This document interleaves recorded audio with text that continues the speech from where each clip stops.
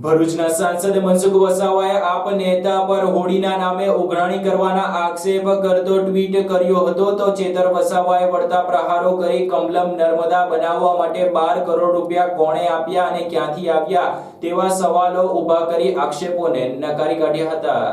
ભાજપમાં 7મી ટર્મના ઉમેદવાર મનસુખભાઈ વસાવાએ ડેડિયાપાડા સાગબારામાં આમ આદમી પાર્ટીના નેતાઓ અધિકારીઓ અને કોન્ટ્રાક્ટરો પાસે નાણાંનું ઉઘરાણી કરી ધારાસભ્યના નામે કરી રહ્યા હોવાનું ટ્વીટ કર્યું હતું। તો સામે ચેતર વસાવાએ પણ વળતો પ્રહાર કરી આ બાબતે જાહેરમાં ચર્ચા કરવાના પડકાર ફેંક્યા છે। ભરૂચ લોકસભાની ચૂંટણી જાહેર થઈ છે અને આચારસંહિતા પણ અમલ બની ગઈ છે, ત્યારે ભાજપના 7મી ટર્મના ઉમેદવાર એવા મનસુખભાઈ વસાવાએ આમ આદમી પાર્ટીના નેતાઓ ડેડિયાપાડા સાગબારામાં આપના ધારાસભ્ય ચેતરભાઈ વસાવાના નામે ઉઘરાણું કરતો હોવાનો પોતાનો એક્સ હેન્ડલ પર ટ્વીટ કરી આક્ષેપ કર્યો છે।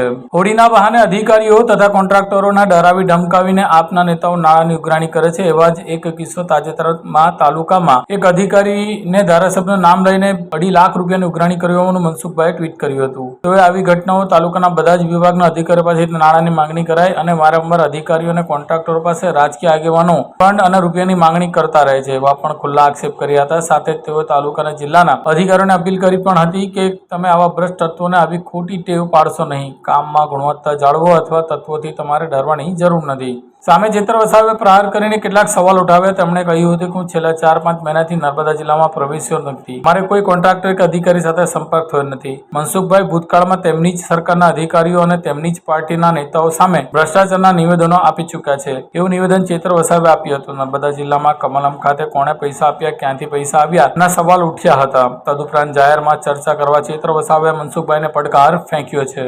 આજે જે ભરૂચ લોકસભાના સાંસદ માન્ય મનસુખભાઈ દ્વારા જે આમ આદમી પાર્ટીના નેતાઓ પર જે આક્ષેપબાજી કરવામાં આવી છે કે 2.5 લાખ રૂપિયા અધિકારી અને કોન્ટ્રાક્ટરો પછી હોળીના નામે માંગવામાં આવે છે, ત્યારે હું મનસુખભાઈને કહેવા માંગુ છું, છેલ્લા 5 થી 6 મહિના હું પોતે નર્મદા જિલ્લામાં પ્રવેશી નથી શક્યો। હું જેલમાં હતો, જેલમાંથી છૂટ્યા બાદ પણ મને પ્રવેશબંધીની શરત આપવામાં આવી છે અને ભરૂચ જિલ્લામાં હું રહી નથી શકતો।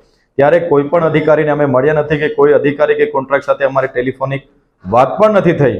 ત્યારે મનસુખભાઈ જે રીતના ભૂતકાળમાં એલસીબીના પીઆઈ સોલિયામાંથી 35 લાખ રૂપિયા દારૂનો હપ્તો લે છે, એમના જિલ્લાના પ્રમુખ ઘનશ્યામભાઈ ધારીખેડા સુગર પર બેસીને જલારામ એન્ટરપ્રાઇઝ પરથી 50 લાખ રૂપિયા કમલમ બનાવવા માટે લીધા હતા।